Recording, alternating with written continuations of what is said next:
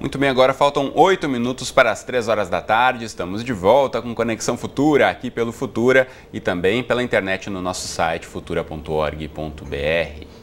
E depois da famosa mordida do jogador uruguaio Luis Soares no italiano Chiellini, uma palavra entrou na moda: resiliência, que é a capacidade de regular as emoções para agir em direção às metas sem entrar em colapso.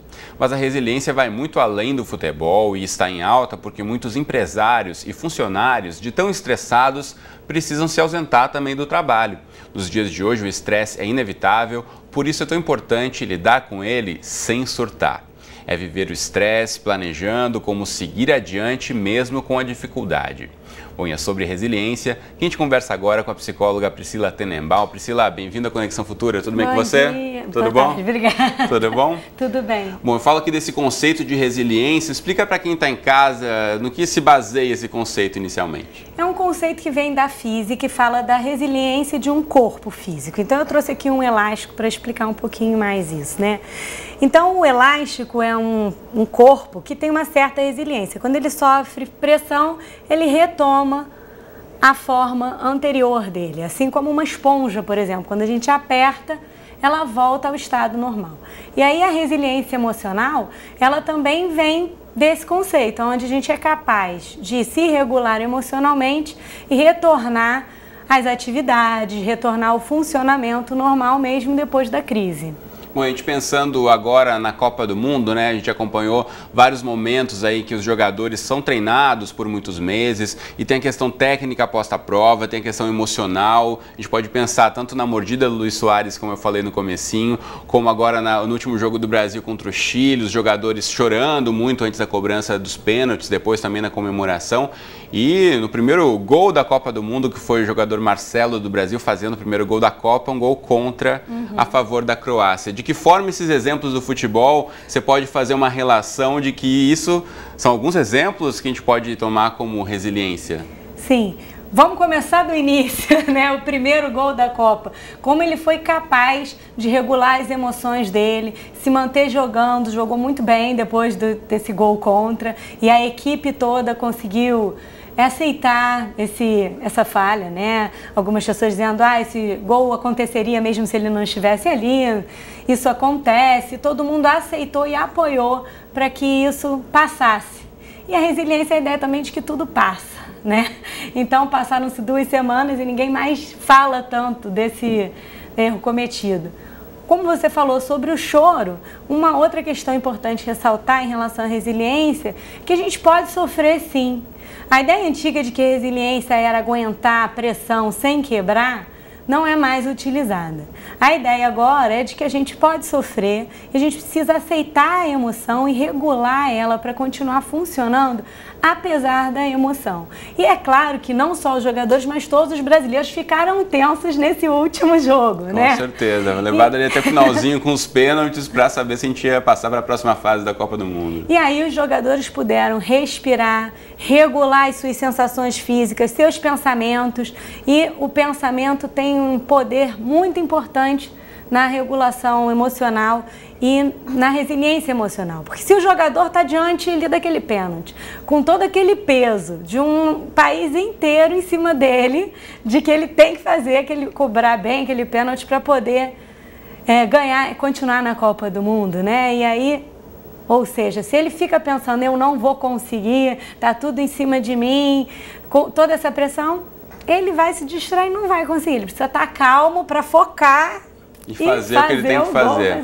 A gente tem algumas imagens que a Priscila preparou, uma apresentação para a gente poder mostrar, só para exemplificar um pouquinho e você poder de casa também acompanhar um pouco mais o que é a linha de raciocínio de um pensamento sobre resiliência. A gente vai rodar aí, enquanto a Priscila explica para a gente os pilares da resiliência inicialmente, aí tem dimensões da resiliência física, emocional, mental, e assim por diante. De certa forma a gente consegue parar e pensar nessas diferentes dimensões. Agora, o que muita gente se projeta quando se fala em resiliência é a questão de, ok, eu preciso parar no meu lado emocional e ser mais racional. É exatamente isso ou é um balanço dos dois? Ou é tomar mais um lado do que o outro? O que é, na verdade? É bem um balanço dos dois, é um balanço. Cristiano, sim. É a ideia da gente conseguir regular as nossas emoções aceitando elas. Então, se eu passo por uma situação de crise dentro ou fora do meu trabalho, morre alguém, eu descubro uma traição, ou eu, sei lá, tô com alguém doente na minha casa, mas eu preciso ir trabalhar, por exemplo.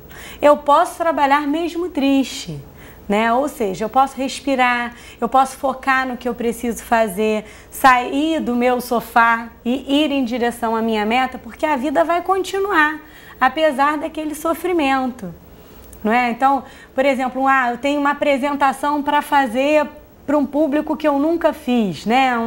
De repente eu sou um empresário e eu tenho uma meta mais difícil. Claro que eu vou estar mais ansioso, eu preciso aprender a regular essas minhas emoções, respirando, praticando atividades que me tragam relaxamento e bem-estar, treinando possivelmente isso com a minha rede de apoio, que é um outro fator importante para a resiliência, é a nossa rede de apoio, as pessoas com as quais eu posso contar, para que eu possa desempenhar a minha função de uma forma adequada. Deixa eu mostrar para você de casa também na internet, tem uma página na rede social, no Facebook, que você pode ter outras informações, acompanhar o que a Priscila também coloca na web, é o facebook.com/resiliência para a vida, você pode aí ter informações sobre capacitação também. Eu sei que você fez um curso, né, Priscila, fora do Brasil, aqui tem algumas dicas, né, sobre resiliência para a vida. Eu pergunto a você, o povo brasileiro comparado com outras culturas, ele é mais ou menos resiliente? Então, a gente tem que diferenciar o que é resiliente e o que é resignado, né? Então, vamos lá. Resignado é quando você sofre pressão e paralisa nela. E resiliente é quando você consegue aprender com a situação difícil e se transformar, melhorando, né? Então, muitas vezes, assim, quando a gente só pode saber que a gente tem um comportamento resiliente quando acontece a crise. Então, o povo brasileiro está sempre enfrentando situações de crise, né?